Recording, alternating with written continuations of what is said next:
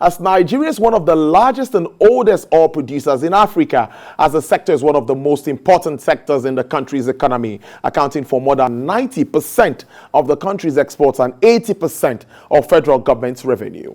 Well, according to the latest global energy report by S&P Global Platts, Nigeria and several other members of the Organization of Petroleum Exporting Countries, that's OPEC members, exceeded their oil production quotas in March. Now, the report shows that Nigeria, which had also recently improved its compliance, saw a steady rise in its March exports as crude oil production hit 1.57 million barrels per day last month, leading to a 30,000 barrels per day rise from February and 70,000 barrels per day above its quota. Now, given the country's huge reserves and its advantage as a clean fuel, gas has already witnessed a massive surge in its domestic consumption in recent years as the country is steadily moving away from oil and exploring different ways to replace the oil consumption with gas in power as well as transportation sector. Well, however, with the increase in crude oil production and the massive surge in gas optimization, well, the question is, what will be the impact of these developments to government's revenue, the oil and gas industry, and by extension, the entire economy? Well, I told you earlier, he's joining us via Skype to discuss this and many others. Well, he's the immediate past chairman SPE Nigeria and also partner with Zera Advisory and Consulting, Mr. Joseph Nwakwe. Mr. Nwakwe, thank you very much for your time. Good afternoon. Good afternoon, and thank you. Yes, I want to start with a lot of issues in the sector at this time, a lot. But first, 1.57 million barrels per day. Looking at what's been playing out in the OPEC market and the OPEC meetings and all of this, what do you make of Nigeria's position? Are we where we're supposed to be? Can we do better than this? What are you looking at in the next OPEC meeting? What are your projections? Well, if you look at the 15th meeting that just ended some days ago, so OPEC they're easing off gradually. I think they increased output slightly, and they're going to be doing this every month. They're going to be reviewing the market and deciding next steps. So it looks pretty much like they're going to continue to add more output to the market in the coming months, if all the indications are right. So I think that it's good news for countries like ours that depend on oil revenues for sustenance. So hopefully the vaccination program, global vaccination, will hopefully restore a lot more confidence in the economy, and people will get back to life, and more consumption of crude will come with that, and the limits will be relaxed with time. So that's the expectation, and that will ease the pressure on the fiscal pressure that Nigeria currently faces. So going forward, that's the expectation. Now, I know we are going into a winter period and all that. So there are a lot of other dynamics that will play out, but ultimately, I think we are moving in the right direction. Demand is recovering, and Nigeria has some capacity. I don't think we have a lot of spare capacity, so it's not like we can. I actually suspect that the 1.57 or whatever that number is a spike production. So I don't think it's sustainable in the long run, except to make significant investments to keep it at that level. Great. I totally agree with you. As OPEC and OPEC Plus have agreed to boost production from March to July. But some now say shale oil resilience is also another nightmare for Nigeria and, of course, OPEC. Yes. The recovery will mean that, yes, a lot of the shut-in volumes, developed shale particularly, will be restored. But we have to look at it as a totality. Okay. At what price point will the market be comfortable with? And that includes the share producers as well. So yes, share will come in, but remember that the marginal cost of producing a barrel of shale is still higher than the marginal cost of producing a barrel of our conventional crude here. So my take is that if demand recovers significantly, both the share producers and the conventional producers will be fine. The price level will be such that can sustain both in the market. Okay, now let's now talk about crude oil, or still along that line. We've seen what's happening with regards to our refinery, which many have talked about. Needs to be public-private partnerships. Some say needs to be sold out outrightly. A lot of comments along that line. But finally, the 1.5 billion US dollar contract has been signed last week, and the NNPC and the contractors say yes, they are getting to work, and we expect something up in another 18 months. Now, I would like you to react to this development. What do you make of it? You're a player, a key player in this sector. I'd like you to react to this. Well, it became a national conversation, and there are some for and a lot of people against. I will start by saying I wish we weren't borrowing the money to do that. If you have to borrow to do something, that increases the risk. So we really, if we were spending out of pocket, I mean, I probably won't bother. But the fact that this is going to add to our already very huge national debt, that's a point of worry for me as a person. But let's think about it again. It's about strategy. I think everybody agrees that there's need to revamp the refineries, rehabilitate, get them back to work.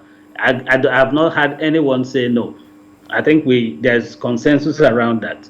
Where the divergence seems to crop up is when we say who should do it and how. So the questions are, should we trust government to do it, or should we have sold it as is to private sector operators to rehabilitate and run? I personally prefer that, given the experience we've had, now I choose my words very carefully, given our historical performance, I do not think that I can trust government to rehabilitate and run this efficiently. So that's my position, and people are invited to disagree with that. But government, in its wisdom, has taken a position, and I don't think it helps that we're talking about it anymore. We can only pray and hope that the promises that we've been given will be delivered. In other words, that we'll borrow this money, rehabilitate, and efficiently run this at a profit. I mean, high enough to be able to pay back the debt, because that's what bothers me. I think we need to always remember that there's a generation of Nigerians that are coming behind us. We cannot leave them with a massive debt burden. That will not be fair. I totally agree with that. That would not be fair. But Mr. Wakwe, as much as I want to agree with you that yes, government has taken that decision, we still can help shape the opinion, with our views. They could still think along our lines, because I know they are always watching, and they want to take a cue from whatever we've said, at least to make the implementation, and at least we get our monies back, like you said, enough to pay back the debt, if that works that way. But now countries are even looking away from crude. We see President Biden proposing a national electric charging network, something around that. I read around that over the weekend. But now we're looking at gas in this part of the world. We're looking at LPG, we're looking at compressed gas, we're looking at how to convert our cars and all of this. Now, do you see gas taking that place of PMS in Nigeria? Well, yes, a lot of activity in the gas space, especially auto gas. There's a national gas expansion program. They're looking at ways and means of trying to diversify the transportation fuel mix, and that's commendable. That's what we should be doing, and it's been done elsewhere. I mean, Iran, almost all the countries have, to some degree, successfully implemented this. But let's recognize that. I do not know that there's any country where adoption is more than 20% of the vehicular population. So it means that it's still a long journey. It's a long way from home. So we need to, we will displace some PMS from the transportation mix, but it's not going to be huge, at least not in the near term. So we still need to focus on domestic refining. I think that the switch will happen, but it's going to take time. But again, let's think about the overall picture. We are energy deficient. So whether it is PMS, whether it's gas, LPG, we are simply electric power, we are energy deficient. Now, there are what we need to be doing, which is what I see the policy arm doing. They are pushing very hard on gas utilization, domestic gas, and that's perfect. But let's not lose sight that it's still a massive, we're looking at 10 million vehicles in the country. So our consumption, whether it's 30 million liters or 40 million, whatever that number is still huge. So it will be, the displacement is not going to be instantaneous. It's going to take time. It's going to take a lot of work. So I think in the near term, we should focus on both. We should get refining, domestic refining up and running, and we should gradually displace PMS with time. That's the kind of strategy I think we should deploy. Mr. Wako, let me follow up with this. Now, South Africa has increased price of fuel 4 times in 2021, according to figures that I got online. Now, Nigeria, we've been at the same point for some time, grappling with deregulation, labor issues, and all of this. What's your take on subsidy and removal? Well, my take is common knowledge. I do not think that our subsidy, because again, I always use analogies, right? Think about subsidy as life support. So if a patient is sick and you want to, revive them and all that, you give them oxygen. It is not conceivable that the person will be on oxygen perpetually. At some point, you have to pull the plug, right? So my thought is that if we, and people, we've argued this, whether the subsidy regime was even designed at all, or it just happened. But the truth is, what are we really trying to fix here with the subsidy? What was what lawyers call, what's the mischief we're trying to fix? A subsidy has to be targeted at something. What exactly is it about? I haven't had anybody explain that to me very well, what we were trying to fix. What the subsidy regime we have today, in my view, is just an accident of history. It's not targeted, it's not solving any problem. So I think we need to ultimately win ourselves of that subsidy. And if there's need to subsidize, properly design one. And I am not one that says subsidy is not good. No, subsidy is good but it has to be properly designed. It's like, again, the analogy of a sick patient, right? You have to know what the sickness is, find the appropriate remedy. What we're doing today, for me, is wasteful, is not sustainable. And we can continue to have this discussion year in, year out. Honestly. It's not going to help. I think that what we need to do is to take a deep breath and see. And like I said, if you're a sick patient and you need surgery, labor says, oh, it's going to be so painful. And, where we are now, I think it's almost everybody understands that we cannot continue. This sickness will either kill us or we do the surgery. True. The surgery is remove the subsidy. Now, we can be talking about what kind of anesthesia do we need so that the patient does not die of the pain. Exactly. So what I think labor should be focused on is, are there things that need to be done alongside removal of subsidy to ameliorate the impact on the public? Those are the kind of discussions I think we should be having, rather than saying, oh, we don't agree, don't remove it. Well, at the end of the day, it's our money that is still being burnt. It's money that should have gone into other things, right? So my view is, let's have the proper discussion. Let's agree. Okay, we have this issue. We need to fix it. What do we need to do to move forward? Saying it should not be removed is like saying, let's keep burning our money, in the exhaust pipe of vehicles. Is that how the best way to spend that money? So as a nation, we need to have a conversation around this. I recognize and I appreciate what labor is saying, but they are not. They need to be saying, okay, what kind of mass transit system should we be? They should secure, in my view, concrete commitments from government on the anesthesia, palliate things that can help reduce the pain of that removal, rather than focus on not removing it at all. I'd like us to begin this discussion. We could help labor and even the government. Now, one major thing that many have talked about is the effect on transportation, on maybe inflation and all of this. Now, let's look at some quick wins that maybe government could actually look at. Maybe while they'll be having the deliberations with labor, they could remember one of our suggestions and pick it up and just take it up, because it's important that we ameliorate or try to cushion the effect of the negatives from subsidy removal.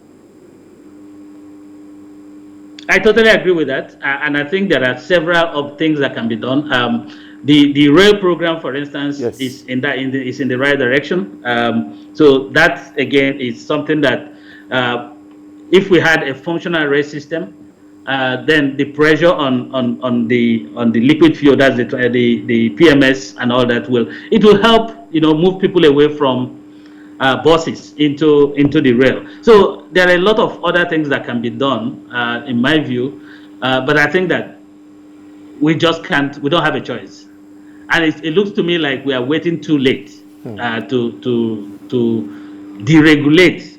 So again, let's be very careful. So there are two issues here. Okay. One is to remove subsidy.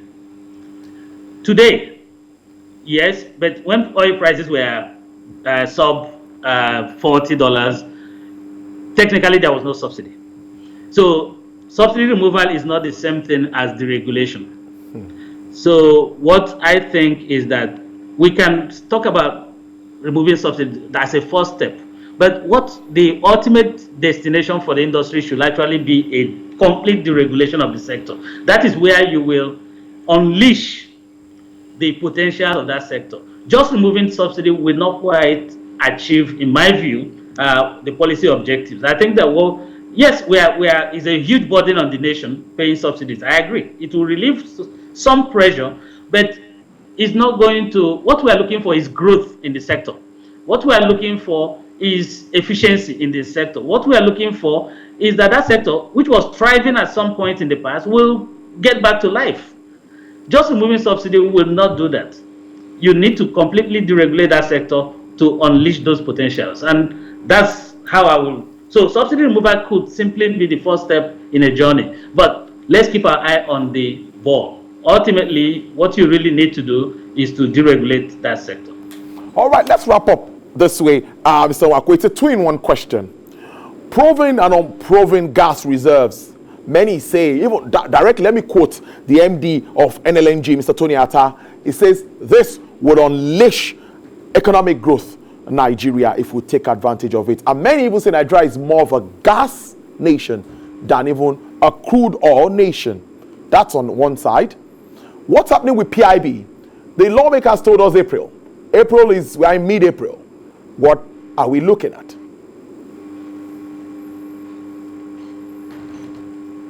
Sorry, I didn't get the question. The second one. Did you get any of? I asked two questions. Yes. First, I'm talking about gas. I said, how well proven and unproven reserves, if we take advantage of it, can we really unleash that economic growth? According to the MD of NLNG, he says that's the way to go. Then on the other side, PIB still remains pending. It's April. We expected it to be passed into law. Okay, I'll take the first one first. Yes, gas is the future, if you ask me. And I think that policy-wise, the framework I've seen, we are on the right track. We just need to stay on course and, not look for short-term solutions. The biggest challenge in that sector, in my view, there are a couple of challenges, but I mean, the biggest is infrastructure. Infrastructure deficit is massive. For the export market, not much of an issue. Once you build a plant, you export. Okay. But for the domestic market, which is important as well, there are a lot of other issues. Pricing is an issue, gas pricing, and all sorts of things there. payment securitization is an issue. There are all sorts of issues. Gas suppliers are being owed money. Some of them are dying and all that. So there's quite some work to do in that space. However, the policy thrust of trying to expand use through the CNG, LPG, and all that is very, very vital. Today, LPG is only about 5% of our energy mix. That's too low. It's probably the lowest. Our per capita consumption of LPG in practically, I think we're in the bottom.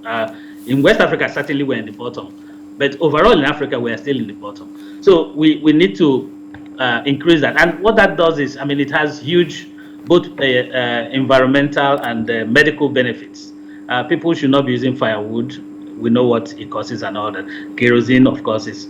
So there is that space that we need to do what we need to do in that space to make sure that at least we get gas to homes. People can cook with decent fuel. Less damaging to the environment, less damaging to their health. So there's a huge opportunity there. There's equally the manufacturing. Then we've been talking about reindustrializing Nigeria. That will not happen. Gas is probably your best fuel for that. But to do that, again, there are infrastructural issues that need to be dealt with. And that's why I think that the PIB trust, which I applaud, was to open up the space for private sector, significant private sector participation. And I think that's something that we need to continue to push. There's a lot of potential in that space. So why is the PIB still stuck in legislation? Well, again, it's I understand they are still cycling through back and forth because they've done all the stakeholder engagement and all the feedback. They will need to incorporate those in one form or the other into what finally comes out. Okay. So I just hope the nation I just hope they keep the focus on it. April is a good date; it's not cast in stone, but let's make sure that before the year runs out, we have a legislation that will work. Yes, it's good to have it right now, but if there are significant concerns that need to be fixed, I will caution that we take our time and clean them up so that at the end of the day, what we come up with will work. All right. That is, for me, it's not just having a piece of legislation, it's having one that will indeed deliver on the objectives. Indeed. So that, for me, is what I'll keep praying that and all the stakeholders keep their eye on the ball. We need to have it closed out as soon as possible, but we need to make sure that all the inputs, all the concerns of all the parties, the stakeholders, the critical ones at least, are properly taken care of. All right, there's a good way to leave it. I must thank you very much. Very interesting talking to you, immediate chairman. SPE means Society of Petroleum Engineers Nigerian Council, and he's also a partner at Zara Advisory and Consulting Lagos. I thank you so much, Mr. Joseph Nwako. It's really a pleasure having you join us this Monday. I appreciate it. Thank you very much, Tolu.